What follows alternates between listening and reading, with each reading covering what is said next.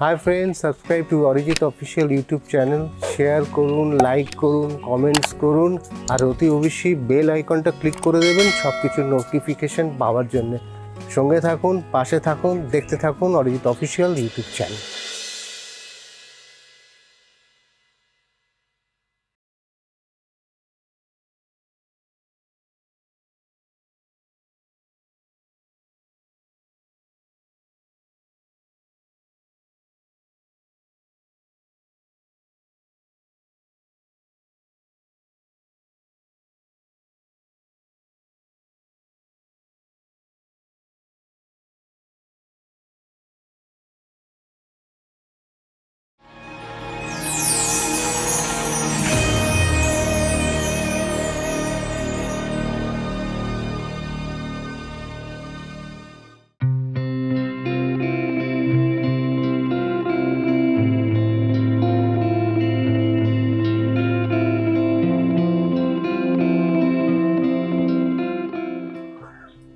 Hello বন্ধুরা, আশা করি সবাই ভালো আছেন।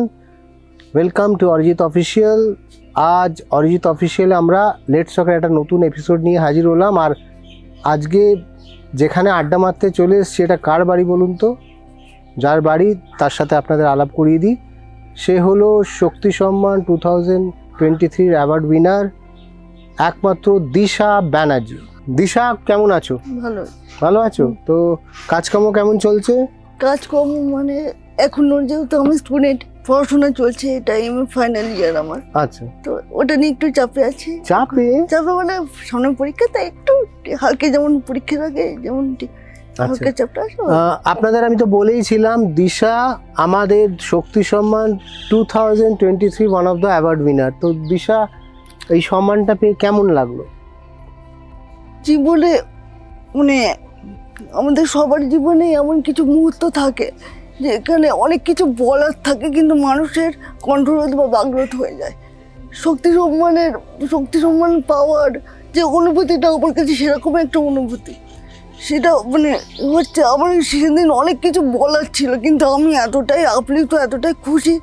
তো সেইখানে আমার মানে বলতে গিয়ে বারবার আমার যেন কণ্ঠরোধ বাগরোধ হয়ে যাচ্ছিল, এবং আমি খুব মানে কি বলবো, মানে ইমোশনাল, যেটাকে বলে, আমি খুব ইমোশনাল হয়ে যাচ্ছি। দেখো, সেদিনকে এটা তোমার জীবনেও একটা অ্যাচিভমেন্ট, যেমনি তেমনি আমিও তোমাকে দিতে পারাটাও আমার একটা অ্যাচিভমেন্ট। এবং সেদিনকে দেখো, একটা সময় সীমিত থাকে, অনেকে অ্যাওয়ার্ডি থাকে, তারা প্রত্যেকেই বলে একটা সময়ের একটা ব্যারিয়ার থাকে। তার জন্যই আজকে আমি তোমার এই বাড়িতে এলাম, এই লেটস টকের এপিসোডটা করছি, তোমাকে মানুষের সাথে আরও ভালো করে সম্পর্কটা তৈরি করে দেওয়ার জন্যে, যাতে মানুষ আরও ভালো করে তোমার সম্বন্ধে জানতে পারে, তোমার লড়াইটাকে জানতে পারে, এবং তুমি তোমার যে লড়াইটা তুমি তোমার মতন করেছো, মানুষকে যারা তোমার মতন লড়াই করছে তারা যেন ইন্সপায়ার হয় তোমার কাছে। দিশা, তোমার পরিবার সম্বন্ধে একটু বলো। আমার পরিবার হচ্ছে, আমি পরিবারের ছোট মেয়ে। আমরা পরিবারের 4 সদস্য। আমি, আমার বাবা মা, আমার বড় দিদি আর আমি। আচ্ছা। তো আমার উপরে আমার এক 7 বছরের দিদি আছে। আর আমি মানে পরিবার বলতে আমাকে বাদ দিয়ে 3 জনকেই বুঝি। সবসময় ছোটোবেলা থেকে 3 জনকেই বুঝেছি এবং 3 জনকে পাশে পেয়েছি। পরিবারে আরও অনেক লোক রয়েছে ঠিকই, আজও আছে। তো থাকা সত্ত্বেও আমার পরিবার বলতে আমি আমার মা বাবা দিদিকেই বুঝি, আর কাউকে বুঝি। বাহ, খুব ভালো।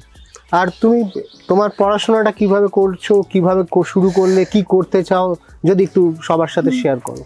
পড়াশোনাটা শুরু করার বিষয়টা তাহলে ওই জার্নিটা শুরু হয় একজন ডক্টরের হাত থেকে। তাহলে তার সাথে আমার যে প্রবলেমটা, শারীরিক প্রবলেমটা জড়িত আছে। আমার 3 দিন বয়সে নিউনিটাল জন্ডিস ধরা পড়ে, জন্মের 3 দিন বয়সে।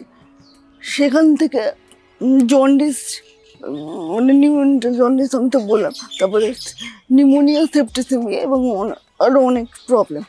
তারপর আস্তে আস্তে সুস্থ হলাম, এবং সেই সময় আমার পুরো শরীরের ব্লাডটাকে চেঞ্জ করা হয়।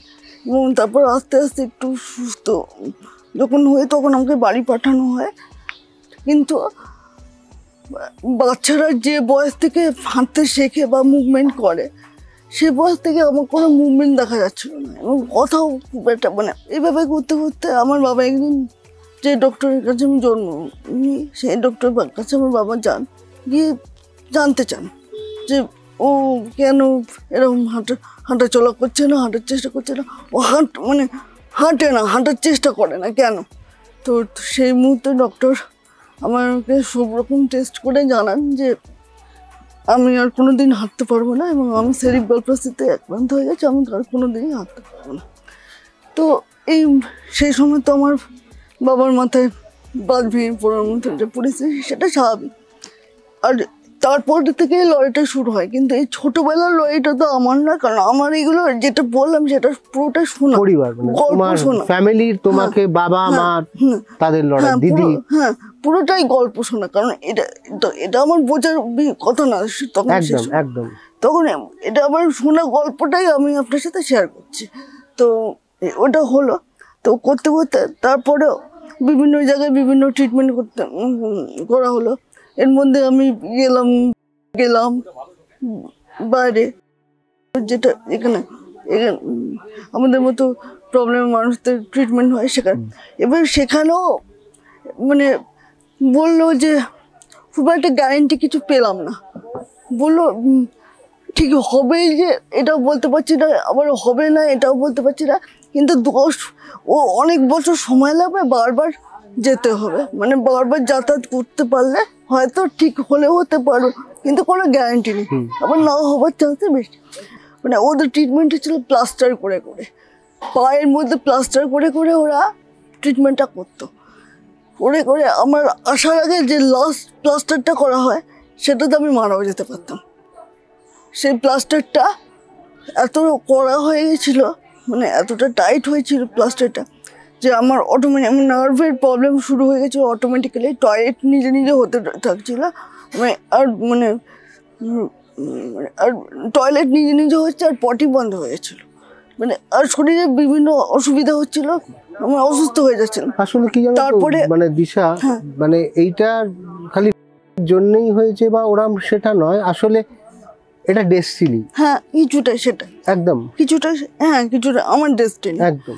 তো তারপরে যে প্লাস্টারটা করা হয়েছিল, সেই প্লাস্টারটা জ্ঞানত অবস্থায়, মানে আমাকে অজ্ঞান না করে জ্ঞান অবস্থায়, আমার আজও মনে আছে, ছোটো ছিলাম কিন্তু খুব বাচ্চা হলেও মনে আছে, মানে আমার মাথার কাছে বাবা মা দাঁড়িয়ে রয়েছে, আমার পায়ের মধ্যে করাত চালিয়ে, পায়ের তলায় করাত চালিয়ে ওই প্লাস্টারটা কাটা হয়। এবং তারপরে আমার বাবা মা সিদ্ধান্ত নেয় যে আমাকে নিয়ে ফিরে আসবে। আমার বাবার একটা ধারণা হয়েছিল যে মেয়েকে আমি সুস্থ করতে নিয়ে গেলাম, এটা আবার কী হলো উল্টো ইয়ে। তো তারপরে আমি সেখান থেকে ফিরে এসে বনহুগলিতে ট্রিটমেন্ট করতে যাই, আবার নিয়ে যায়, এখানে চলে আসি, আবার বাড়ি চলে আসি, বাড়ি এসে বনহুগলিতে ট্রিটমেন্ট করতে যাই। এবং আমার বাড়ির লোক তখন সিদ্ধান্ত না আমি পড়াশোনা করবো। তখন এবার আমি এডুকেশন লাইফটা ফোকাস করি তারপর থেকে।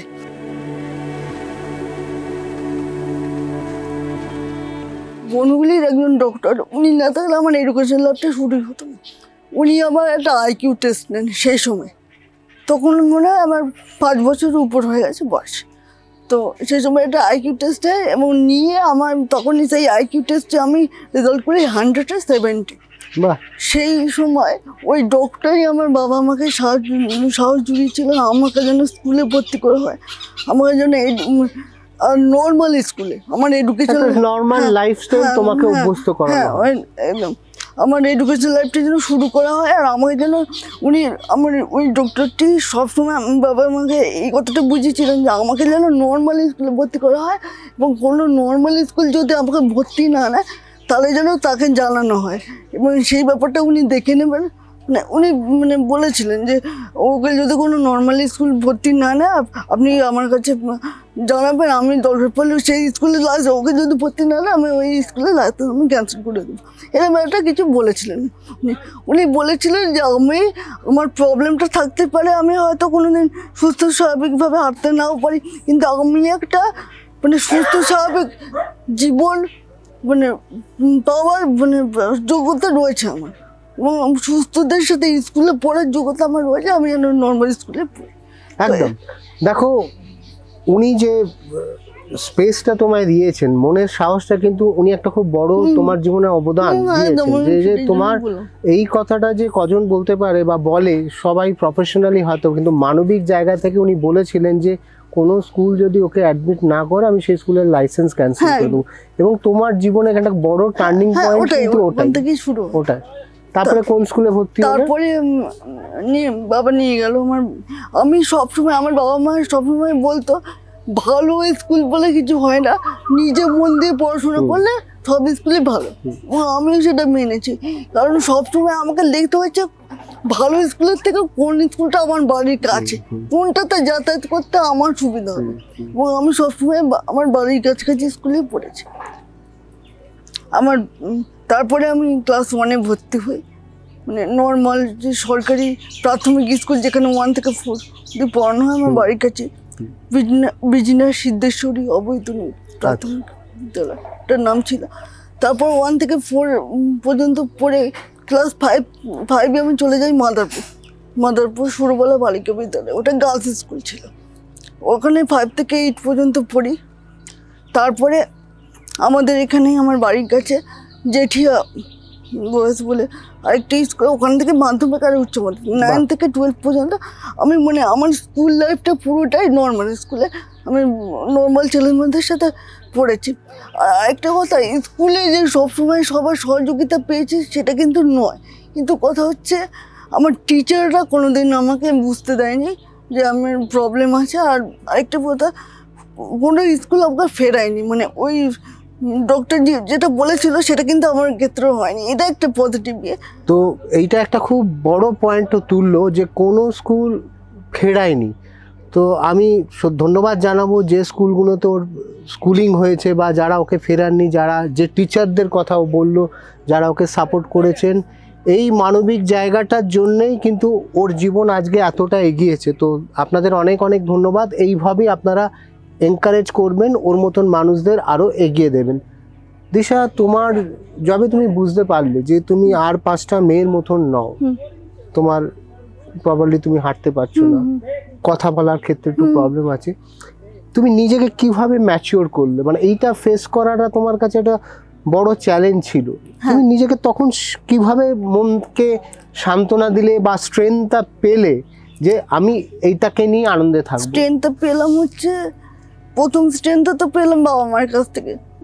বিশেষ করে আমার বাবা খুব পজিটিভ মানুষ, বাবা মানে সবসময় বুঝেছেন যে তোমার জীবনটা এরকম হয়েছে তো কী হয়েছে, সবার জীবনের প্রবলেম হয়েছে, তোমার জীবনের প্রবলেমটা একটু বেশি, তোমাকে লড়তে হবে, তোমার লড়াইটা একটু বেশি, তোমার লড়ে নিজের জায়গাটা করতে হবে, লড়ে তোমায় বাঁচতে হবে। কোনো কিছু এমনি হবে না, তোমার সব পেতে হবে, কিন্তু লড়ে পেতে হবে, লড়াইটা একটু বেশি, সবার জীবনে লড়াই, তোমার জীবনে লড়াইটা একটু বেশি, তোমাকে বাঁচতে হবে। তারপরে আমার মনে হয় আমি বা আমার মতো যাদের প্রবলেম আছে তাদের সব থেকে আগে দরকার নিজেকে অ্যাকসেপ্ট করাটা, নিজের প্রবলেমটাকে নিজেকে। আচ্ছা, এই যে প্রসঙ্গটা ধরো তোমার মতন যারা সেম প্রবলেম করছে, তাদের উদ্দেশ্যে তুমি ক্যামেরার দিকে তাকিয়ে কিছু বলো। তাদের উদ্দেশ্যে আবার একটা কথা বলার আছে, সবার প্রথমে নিজেকে অ্যাকসেপ্ট করো, হ্যাঁ আমার প্রবলেম আছে, এটাকে আগে মানতে হবে। কারণ তুমি যদি না মানতে পারো তোমার প্রবলেম হচ্ছে, তুমি যদি নিজেকে সম্মান না করতে পারো, কেউ তোমাকে সম্মান করতে পারবে না। সবার প্রথমে নিজেকে সম্মান করতে হবে, নিজেকে ভালোবাসতে হবে। একটা কথা বলে না, নিজেকে ভালোবাসা সেলফিশ, মানে self love is not selfish, মানে নিজেকে ভালোবাসা স্বার্থপরতা নয়।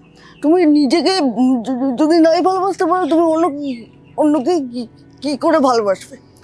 মানে অন্যকে ভালোবাসার জন্য আগে নিজেকে ভালোবাসার দরকার। ওই যে আমার সম্মানটা, নিজেকে আগে নিজে সম্মান করতে মানে করতে পারতে হবে, তারপরেই অন্যরা তোমাকে সম্মান করবে। খুব সঠিক কথা ধরিয়ে দিচ্ছে, সেলফ রেসপেক্টটা আগে গ্রো করতে হবে, নিজেকে কেয়ার হতে হবে, নিজের প্রতি কনসার্ন হতে হবে, তাহলেই জীবনের কোনো বাধা থাকবে না। তো এখন তুমি তো তোমার সাথে যখনই কথা হয় তুমি বলো কম্পিউটার নিয়ে পড়াশোনা করছো, তুমি কম্পিউটার নিয়ে কোর্স করছো, ওটা কি কমপ্লিট হয়ে গেছে? এখন কমপ্লিট হয়ে গেছে অফিসিয়ালি, কিন্তু আমি এখনো সদ্য 1 সপ্তাহ হলো কমপ্লিট হয়েছে, তো আমি এখনো সার্টিফিকেটটা হাতে পাইনি। আচ্ছা, আমার যে মানে আমার কোর্সটার নাম হচ্ছে বেসিক অফিস ম্যানেজমেন্ট। মানে কম্পিউটারে মানে অফিসিয়াল কাজকর্ম যেগুলো কম্পিউটার হয় সেগুলোর উপরে আমরা একটা কোর্স করেছি। যেটা রিসেন্টলি 1 সপ্তাহ আগে আমি কমপ্লিট করলাম 82% অ্যাক্সিডেন্ট পে, এখনো হাতে বাহ, খুব ভালো। সার্টিফিকেট আসেনি। তো দিশা, তুমি পড়াশোনা করলে, কম্পিউটার শিখছো, এরপর নিজেকে কোথায় দেখতে চাও? এরপর আমি একটা মানে কি বলবো, আমি একটা ভালো জব করতে চাই। কারণ আমি বা আমার বাড়ির লোক আমরা বিশ্বাস করি যে বা আমি নিজেও বিশ্বাস করি যে একটা জব একটা ফিনান্সিয়াল সিকিউরিটি দেয় আর একটা আইডেন্টিটি দেয়। এর জন্য জবটা দরকার, অন্তত নিজের আইডেন্টিটি, সেলফ ইন্ডিপেন্ডেন্ট, হ্যাঁ, নিজের একদম, একদম, সম্মানে তুমি নিজে একদম থাকতে চাও, একদম। এটা 100%। এ তো তোমার লড়াই, পড়াশোনা, চাকরি অবধি গেলাম। ক্রিয়েটিভলি কি করতে ইচ্ছে করে? মানে ধরো গান বাজনা, ক্রিয়েটিভলি আমি লেখালেখি করি। লেখালেখি করো? হ্যাঁ, আমি জবের পরে যদি নিজের প্যাশনে আর জবের পরে যদি কিছু করতে চাই সেটা হচ্ছে লেখালেখি। আমি লেখালেখিটা নিয়ে অনেক আমি তোমার ফেসবুকে দেখেছি তুমি কবিতা লেখো, অনেক জায়গায় পাবলিশ হয়, তুমি পুরস্কারও পেয়েছো। এই কবিতা লেখার চিন্তা ভাবনা বা লেখালেখি করার প্যাশনটা কিভাবে তৈরি হলো? লেখালেখি করার প্যাশনটা হচ্ছে, লেখালেখিটা আমি করি ক্লাস 2 থেকে। তখন হয়তো লেখার মানটাও তো উন্নত ছিল না, কিন্তু বিষয়টা হচ্ছে আমাদের মতো মানুষদেরকে তো অন্যরা অন্যভাবে দেখে। এবং আমি যখন ছোট ছিলাম, আমি আমার বয়সী কারোর আমার খুব একটা বন্ধু বান্ধব নেই, সংখ্যাটা কম। এবং যারা রয়েছে প্রকৃত বন্ধু তারা কিন্তু আজও রয়েছে, তাদের সাথে যোগাযোগটা, কারণ তারা আমার প্রকৃত বন্ধু। কিন্তু সে সংখ্যাটা খুব কম, যে যাদের কথা বললাম সেটা খুব হাতে গোনা, দু একজন একজনের হতো বা 2জন, 10 জনও না, 5 জনও না। তো বিষয়টা হচ্ছে তাই তোমার ওই বন্ধুদের সংখ্যার মধ্যে আমিও তো তোমার এক বন্ধু করি তো, তাহলে আমি কিন্তু ওর বন্ধু, দেখেছেন তো, ওর বন্ধু সংখ্যা সীমিত, তার মধ্যে আমি ওর বন্ধু হয়ে গেছি। তো তার জন্য সোশ্যাল মিডিয়া বা অনেক কিছু কি আমাদের আজকাল প্রযুক্তিকে ধন্যবাদ জানাতে হবে। ওর সাথে ফেসবুকের মাধ্যমে একটা নেটওয়ার্ক তৈরি হয় আমার, এবং সেই জায়গা থেকে আমরা দীর্ঘদিন একে অপরের সাথে আলাপ করি, পরিচয় করি, এবং সেই বিশ্বাসের জায়গাটা তৈরি হয়। আমি ওকে বুঝি, ও আমাকে বোঝে, এবং তারপর ওকে শক্তি সম্মানে আমরা প্ল্যাটফর্মে নিয়ে আসি। এই যে শক্তি সম্মান দেওয়া বা এইটা যে আমরা করি, এই যে অ্যাওয়ার্ড শোটা আমি নিয়ে এসেছি, তোমার কি মনে হয় এটা করার কতটা জরুরি ছিল? খুব জরুরি ছিল। আমাদের মতো, আমার মতো বা আমি বা আমার মতো যাদের এরকম প্রবলেম আছে তারা কোনো প্ল্যাটফর্ম পায় না। আমাদের মতো মানুষদের আমাদের প্রবলেমটা দিয়ে জাজ করা হয়, এটা উচিত না, এটা উচিত না। আমাদের যে ক্রিয়েটিভিটিটা আছে, প্রবলেমটাকে বাদ দিয়ে তো আমাদের আরো অনেক কিছু আছে। আমরা তো একদম, তুমি দিশা একদম সঠিক জায়গায় ধরেছো। আমার উদ্দেশ্য তোমাদের হাইলাইট করে কোনো কিছু অ্যাচিভ করা না। একটা প্রবলেম মানুষের আইডেন্টিটি হতে পারে না। আমি চাই, এই যে ধরো আজকে তোমার বাড়িতে এলাম, তোমার সাথে লেটস টকের এপিসোড করছি, তার একটাই উদ্দেশ্য, মানুষের সাথে তোমার একটা ব্রিজ তৈরি করা, জনসংযোগ। দেখো, এবং আমি বলবো যারা লেটস টকের এপিসোড দেখছেন বা যারা আমাকে চেনেন, তারা দিশাকে জানছেন, তো ওর জীবনে যদি কখনো কোনোভাবে আপনারা সাপোর্ট হিসেবে জয়েন করতে পারেন, পাশে আসতে পারেন, 100% থাকবেন। কারণ এই সম্পর্ক, এই দুনিয়াটাকে আমি চাই একটা বড় বৃহত্তর জগৎ তৈরি হতে, এবং ও সেলফ ইন্ডিপেন্ডেন্ট হতে চায়। এটা একটা খুব, যেখানে যারা আমরা একটা নর্মাল লাইফ লিড করি, সবসময় অজুহাত, এক্সকিউজ, হচ্ছে না, হবে না, আন্দোলন, এইখানে ফোকাস, সেখানে একটা মেয়ে সে এত ক্রাইসিস থেকে নিজেকে সেলফ ইন্ডিপেন্ডেন্ট হতে চাইছে। দেখো, এই যে সেলফ ইন্ডিপেন্ডেন্ট হবে, তোমাকে আমরা একটা প্ল্যাটফর্মে এম্পাওয়ার করলাম, মানুষের সাথে একটা জনসংখ্যা, তোমার কি মনে হলো যে তোমার মেন্টাল একটা কোনো বুস্ট হলো, যে তুমি সেলফ কনফিডেন্সের কোনো একটা গ্রোথ হলো? অনেকটা হয়েছে। নতুন করে আবার যেন নতুন করে মোটিভেশন পেলাম নিজেকে আরো ইমপ্রুভ করার জন্য। আগে তুমি কি এগুলো একটু হেজিটেট করতে, ফেস করা, মানুষের সাথে কমিউনিকেট করা? এই প্রসঙ্গে একটা কথা বলি, 2023 সালে 15 বছর চলছে আমি কোনো নর্মাল সোশ্যাল গ্যাদারিং লাইক বিয়ে বাড়ি, জন্মদিন, এই টাইপের অনুষ্ঠানে যাই না। এটা খুব ক্লোজ পার্সন না হলে আমি যাই না। কারণ আমি বিশেষ করে আমি এমন জায়গায় যাবো যেখানে মানুষ আমার সব কিছু জেনে আমার প্রবলেমটাকে নিয়ে আমাকে অ্যাকসেপ্ট করবে। কারণ আমার প্রবলেমটাকে বাদ দিয়ে কিন্তু আমি নই, এটা আমার প্রবলেমটাকে কিন্তু আমি মানে যে জায়গাতেই যাই, যত বড় হয়ে যায়, যত টাকাই রোজগার করি, আমি প্রবলেমটাকে কোনোদিন কিন্তু অস্বীকার তুমি করতে কেন পারি না। যেতে না? আমি যেতাম না হচ্ছে কারণ অনেক খারাপ এক্সপিরিয়েন্স হয়েছে এবং যেগুলো আমাকে মানে কি বলবো খুব ডাউন করতো। তোমার কি এখনো মনে হয় যে তুমি এখনো গেলে ওই খারাপ না। এক্সপিরিয়েন্স গুলো তোমাকে করবে, মানে হবে? কিছু কিছু জায়গায় এখনো মনে হয়, এবং যেখানে আমার ফিল হয় যে আমার যাওয়া উচিত না সেখানে আমি যাই না। যেখানে গেলে আমি বুঝতে পারি কোনো একটা প্রবলেম হবে, কোনো কিছু গন্ডগোল হবে, সেখানে আমি যাই না। যেখানে আমি বুঝতে পারি আমাকে আমার মতো করে অ্যাকসেপ্ট করা হবে সেখানে আমি যাই। দেখো দিশা, এখানে আমি তোমাকে একটা জিনিস সাজেস্ট করব। আমার মনে হলো তোমার এই পয়েন্টটার ক্ষেত্রে তোমাকে সব জায়গায় যেতে হবে। সব জায়গায় গেলে তোমাকে নিয়ে লোকে দেখবে, তাকাবে, অনেক কিছু করবে। তোমার মনে এটাই হবে হয়। তুমি একটা কি বস্তু বা কি একটা আমার অদ্ভুত কি, নিজেকে বান্ধবী হ্যাঁ, এলিয়েন মনে হতো। যারা সেটা করবে হুম। এটা তাদের প্রবলেম, তোমার প্রবলেম নয়।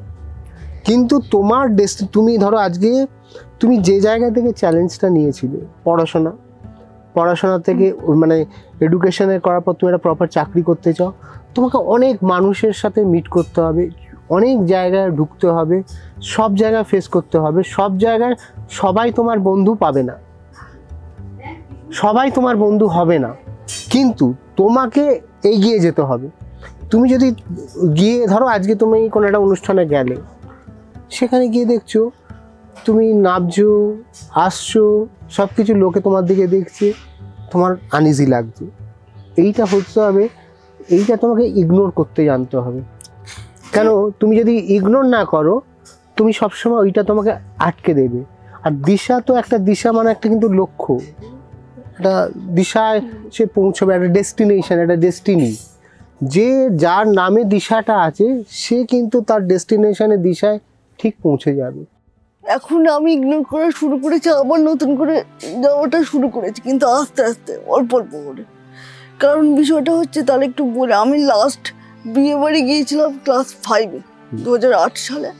তো ওখানে না গিয়ে একটা খুব খারাপ মানে একটা এক্সপিরিয়েন্স হয়। আর বিষয়টা হচ্ছে কি, আমার খারাপ লাগতো কোথায়, আর ছোটবেলা তো মানুষ বেশি ইমোশনাল থাকে, মানে না চাইলেও মনে লেগে যায়। এখন যেটা আমি গা থেকে ঝেড়ে ফেলতে পারছি, ছোটবেলা কিন্তু সম্ভব না।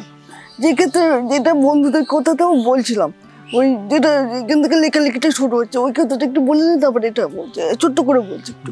তো বন্ধুদের বিষয়টা হচ্ছে, তো স্কুলে যখন পড়তাম অনেকেই আমার সাথে ঠিক করে কথা বলতো না, আমাকে যেন দেখতে পাচ্ছি না, ইগনোর করছে, বা তাদের মানে পুরো দোষটা তাদেরও না, হচ্ছে কি তারাও তো ছোট, একটা বাচ্চা কি বোঝে, বাচ্চাকে যেমন বোঝানো হবে তেমন তাদের বাবা মাই হয়তো কোথাও একটা আমার সাথে মিশতে তাদেরকে বারণ করে দেওয়া হয়েছিল হয়তো।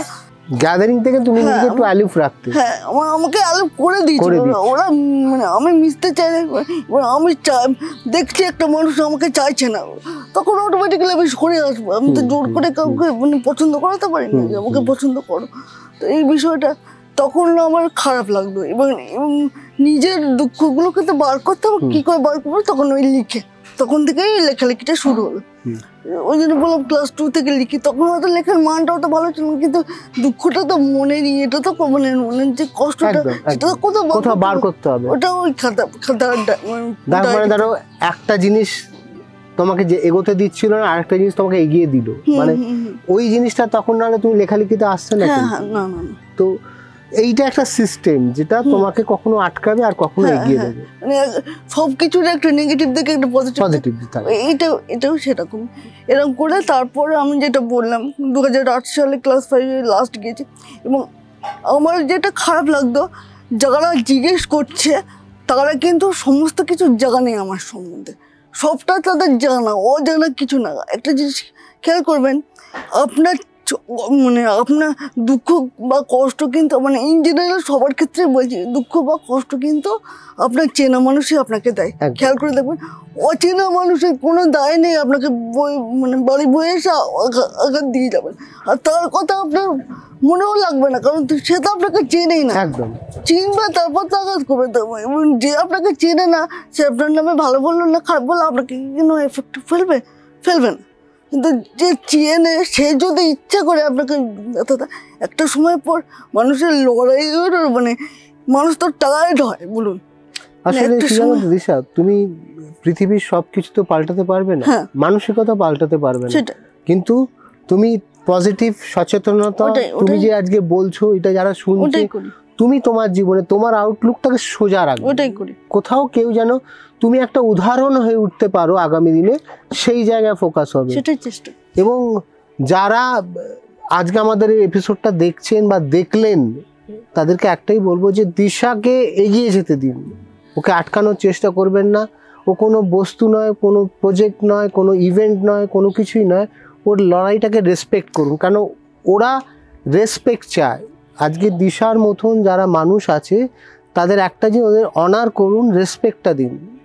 এদেরকে পাশে যদি নাও থাকতে পারেন, আটকানোর চেষ্টা করবেন না, সঠিক রেসপেক্টটা দিন। আর চেষ্টা করুন না একটু পাশে থাকার, একটু এগিয়ে আসার, তাহলে কি হয় একটা সুন্দর ব্রিজ তৈরি হয়। দিশা, তোমার সাথে আড্ডা কিন্তু আমার শেষ হবে না। তোমার জীবন, তোমার লড়াই অনেক কিছু, অনেক বড় স্প্যানে আছে। তো এই লেটস টকের একটা সীমিত সময় আছে, সেই সময়টা আমরা পৌঁছে গেছি। তো আজকের এপিসোডটা এখানেই শেষ করব, কিন্তু কখনো আবার একটা কোনো আড্ডায় আমরা তোমার জীবনের নেক্সট পার্টটাকে ধরবো একদম। এবং দিশার সাথে যারা আমার এই আড্ডাটা আজকে দেখলেন, অরিজিৎ অফিসিয়াল ইউটিউব চ্যানেল, অতি অবশ্যই সাবস্ক্রাইব করবেন, শেয়ার করবেন, লাইক করবেন আর কমেন্ট করবেন। কেন আমি আমার সীমিত ক্ষমতা অনুযায়ী চেষ্টা করি এদের এই ফাইটটা নিয়ে আসা আপনাদের কাছে। আর একটা জিনিস দিশা, তোমাদের মতন মানুষদের সাথে কাজ করাটা আমার কাছে একটা খুব অনার। তার কারণ হচ্ছে তোমরা আমাকে ইন্সপায়ার করো। আমারও এই প্ল্যাটফর্মটা তৈরি করার, লড়াই করার পেছনে একটা বড় লড়াই হয়েছে। আমি সবসময় প্রচুর মানুষের অপমান, লাঞ্ছনা, আটকে দেওয়ার চেষ্টা আমি কিন্তু ফেস করে, ব্যারিয়ার ক্রস করে করে করে এই জায়গাটা তৈরি করেছি 2017 থেকে। এবং আজকে এই লেটস টকের এপিসোড আমি স্বীকার করছি, তোমরাই হচ্ছে আমার ইন্সপিরেশন। তোমরা আমাকে মোটিভেট করো ভালো কিছু কাজ করার জন্যে। সো দিশা, শেষ করার আগে কিছু বলার থাকলে একটু দর্শকদের বলো। আমি এটাই বলবো যে আমাদের স্যার যেটা বললেন যে আমাদের মতো মানুষ রেসপেক্ট চায়, ঠিক বলেছে, রেসপেক্ট চাই আর গ্রহণযোগ্যতা চাই। আমরা কিন্তু শুধু গ্রহণযোগ্যতা চাই, মানে সুস্থ স্বাভাবিক মানুষ যে জীবনটা মানে যে জীবনটা তারা কাটায়, আমরাও ঠিক সেই জীবনটাই মানে চাই। আর আমরা সুস্থ স্বাভাবিক মানুষের সঙ্গে মিশে যেতে চাই। একটু মিশে যেতে দিন না, আপনাদের সাথে একটু মিশে যেতে দিন। আর চোখে দেখাবেন না মানে ভাবুন যে মানুষের প্রবলেম আছে, কিন্তু মানুষটা আমাদের মতোই। আপনাদের একজন করে নিন, তাহলে দেখবেন আপনারাও ভালো আছেন, আমরাও ভালো আছি, সব কিছু অনেক সহজ হয়ে যাবে। এটাই বলার, আর কিছু বলার নেই।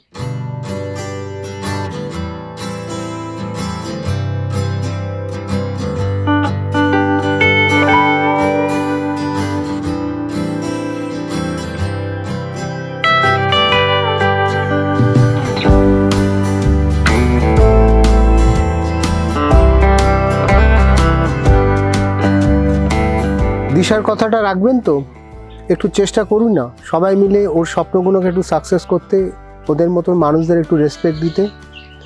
আজকের এপিসোডটা তাহলে এই অবধি থাক। সবাই ভালো থাকবেন, সুস্থ থাকবেন। আবার দেখা হবে লেটস টকের আবার নতুন একটা কোনো এপিসোডে। নমস্কার।